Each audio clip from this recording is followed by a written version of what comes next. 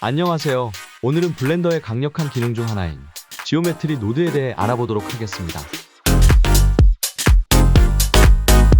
지오메트리 노드는 단순한 모델링 작업을 넘어 복잡한 형태를 만들거나 기존의 모델을 변형하는 등 다양한 작업을 할 수 있는 도구입니다.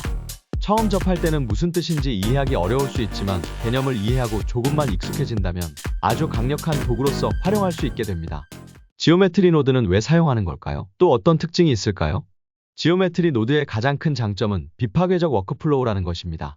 쉽게 말하자면 작성한 모델링 데이터는 건들지 않으면서 변형을 주는 것이라고 말할 수 있겠습니다. 모델링한 데이터는 그대로 두고 그것을 기반으로 여러 가지 어트리뷰트와 연산을 통해서 새로운 모델을 생성하거나 연출할 수 있습니다. 그리고 또 하나의 특징은 재사용성입니다. 한 번 만든 노드 구조는 여러 번 재사용할 수 있고 같은 작업을 반복할 때 매우 유용합니다.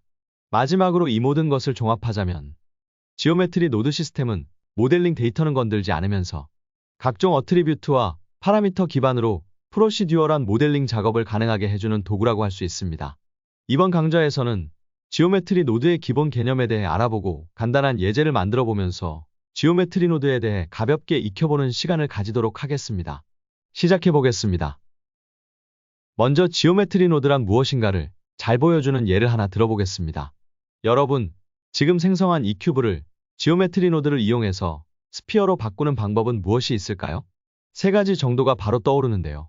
첫 번째는 기존의 메쉬를 보여주는 게 아니라 그룹 인풋과 아웃풋을 끊고 노드에서 UV 스피어를 생성하여 아웃풋에 연결하는 것입니다.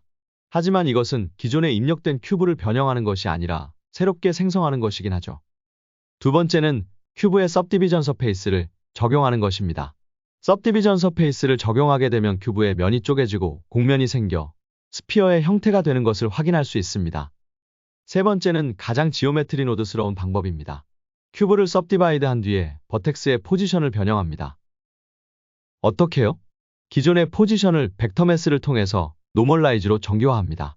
노멀라이즈를 하게 되면 벡터의 방향은 유지하면서 길이가 1로 변경되는데요. 이것을 연결하면 짠! 스피어가 됩니다. 이렇게 변환된 포지션과 기존 포지션을 믹스 노드에 넣고 팩터 값을 조절하면 모핑이 되는 효과도 얻을 수 있습니다. 이런 작업들을 해도 지오메트리 모디파이어를 끄면 기존의 큐브는 그대로 남아 있습니다. 이것이 비파괴적인 작업이라는 것이죠. 조금 흥미가 생기셨나요? 그럼 기초적인 부분을 짚고 넘어가겠습니다. 상단의 지오메트리 노드 탭을 열어보세요. 지오메트리 노드 탭의 구성은 이렇습니다. 좌측에 스프레드 시트가 있고 우측에 익숙한 3D 뷰포트가 있죠. 그리고 하단에는 지오메트리 노드 에디터가 있습니다. 지오메트리 노드 에디터에서 노드를 이용해 작성을 하게 되면 우측 상단의 3D 뷰포트에서 결과를 확인할 수 있고 스프레드 시트에서는 지오메트리 노드를 통한 일련의 과정에 대한 디버깅을 할 수 있도록 인스펙션을 할 수 있습니다. 결국 지오메트리 노드는 버텍스, 엣지, 페이스 등의 메쉬 데이터를 조작하는 것인데 이런 과정에서 메쉬를 구성하는 버텍스, 엣지, 페이스의 위치 정보나 인스턴스의 정보, 커브, 포인트의 각종 정보들을 스프레드시트에서 확인할 수 있습니다. 처음 블렌더를 접했을 때 쉐이딩도 노드 기반이지만 머티리얼의 표면에 보이기 때문에 그나마 괜찮았는데 지오메트리 노드의 경우에 따라 값이 보이지 않아 난해했던 기억이 있습니다. 단순한 작업에서는 확인할 필요가 없으나 복잡하거나 눈에 보이지 않는 수많은 데이터를 확인할 때에는 필요한 도구입니다. 그럼 기본적인 부분을 차근차근 알아봅시다. 지금까지 만든 건 삭제하고 다시 3D 뷰포트에서 큐브를 하나 생성해 보겠습니다. 지오메트리 에디터에서 뉴 버튼을 눌러 새로운 지오메트리 노드를 추가합니다. 그러면 모디파이어 탭에 지오메트리 노드가 추가된 것을 확인하실 수 있을 것입니다. 지오메트리 노드도 흔하게 사용하는 다른 모디파이어들처럼 작동합니다. 다른 모디파이어들처럼 작동한다는 것은 순서가 중요하다는 이야기가 됩니다. 가령 सब디비전 서페이스를 함께 추가했을 때 지오메트리 노드의 앞에 있는지 뒤에 있는지에 따라 결과가 달라지게 됩니다. 또한 지오메트리 노드는 하나만 추가할 수 있는 것이 아닙니다. 여러 가지 지오메트리 노드를 추가해서 쌓아 사용할 수 있습니다. 일례로 블렌더에서 제공하는 헤어 커브 관련 에셋은 지오메트리 노드로 작성된 것이기에 오브젝트에 중첩해서 쌓아 사용하죠. 자, 다시 본론으로 돌아가 봅시다. 새로운 지오메트리 노드를 생성했죠. 지오메트리 노드를 새롭게 생성하면 이런 모습입니다. 그룹 인풋과 아웃풋이 서로 연결되어 있습니다. 그룹 인풋, 아웃풋과 같은 것들을 노드라고 합니다. 이 노드는 입력과 출력이 존재하는 하나의 상자라고 생각하시면 됩니다. 상자에 값을 넣으면 특정 연산을 해서 결과물을 내보내는 형태입니다. 그룹 인풋은 최초의 입력, 그룹 아웃풋은 최종적 출력을 하는 노드입니다. 지오메트리 노드 에디터에서도 3D 뷰포트에서처럼 Shift A를 눌러 새로운 노드를 추가할 수 있습니다. Shift A를 누르고 트랜스폼 지오메트리 노드를 추가해 보겠습니다. 노드를 연결할 때에는 기존에 연결된 링크 위에 올려두거나 소켓에서 소켓으로 드래그 앤 드랍을 하면 연결됩니다. 그리고 링크를 끊어야 할 땐 컨트롤 키를 누른 상태에서 마우스 오른쪽 버튼을 누르고 드래그를 하면 되고, 쉬프트를 누른 채로 마우스 오른쪽 버튼을 누르고 드래그를 하면 리라우트가 생성됩니다. 리라우트는 복잡한 노드 링크를 정리할 때 사용하거나 동일한 데이터를 여러 노드에 분배할 때 매우 편리합니다. 예를 들면 포지션을 여러 벡터 매스에 연결하고 있는데 포지션이 아니라 노멀로 바꿔야 할 때 리라우트가 없다면 모든 링크를 다시 연결해야 하지만 리라우트를 사용하면 하나의 링크만 연결하면 되는 것이죠. 그리고 노드들이 값을 주고받기 위해 존재하는 것이 소켓입니다. 노드의 좌우에 붙어있는 점과 같은 것들이죠. 소켓은 데이터를 주고받는 출입구라고 생각하시면 되는데, 노드의 좌측에 있는 것은 입력 소켓, 우측에 있는 것은 출력 소켓입니다. 입력 소켓으로 데이터를 받아 노드에서 처리를 하고 출력 소켓으로 결과물을 내보내는 형태입니다. 소켓의 색상과 모양으로 주고받을 수 있는 데이터의 형태와 용도를 알 수 있습니다. 먼저 색상으로 데이터 타입을 알 수 있습니다.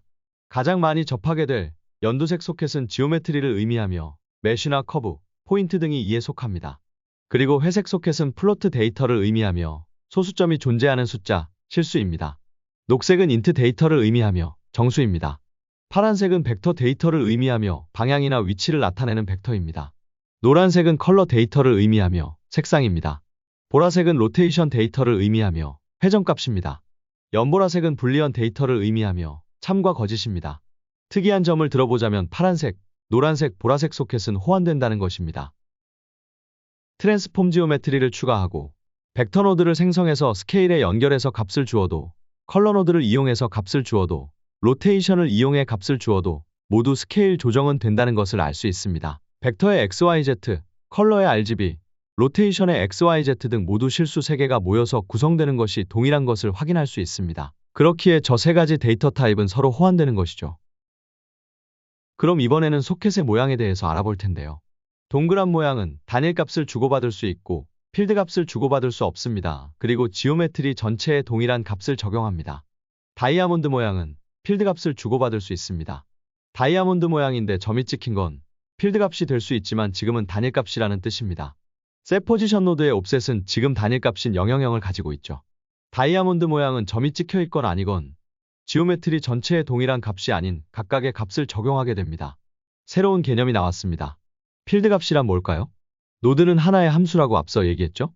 함수는 입력값을 받아서 특정 연산을 거쳐 결과물을 내보내는 형태입니다. 그런데 필드는 조금 개념이 다릅니다. 조금 쉽게 말하자면 함수이지만 개수가 정해지지 않은 입력값을 단일 출력으로 변환해주는 형태입니다. 조금 어렵죠? 간단한 예제를 한번 보겠습니다. 그리드를 하나 생성합니다. 가로 세로 50개씩의 버텍스를 가지는 그리드입니다. 이것을 그룹 아웃풋에 연결해주고요. 이 그리드를 구성하는 버텍스들의 위치를 변형시켜 보겠습니다. 포지션을 변경하기 위해 셋 포지션 노드를 추가해 보겠습니다. 포지션 소켓은 현재 다이아몬드 모양입니다. 필드 값을 받을 수 있다는 것이죠. 물론 단일 값도 받을 수 있습니다. 벡터 노드를 추가해서 연결하게 되면 다이아몬드에 점이 찍히면서 단일 값으로 표현됩니다.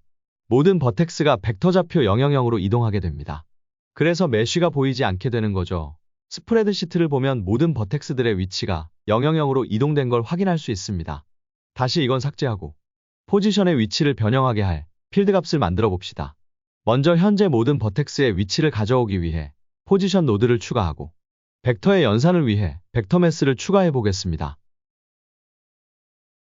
현재 벡터 매스의 각값들에는 000이라는 임의의 단일값이 입력되어 있으므로 점이 찍힌 다이아몬드 모양입니다. 포지션을 벡터 매스의 첫 번째 입력값에 연결해 보겠습니다.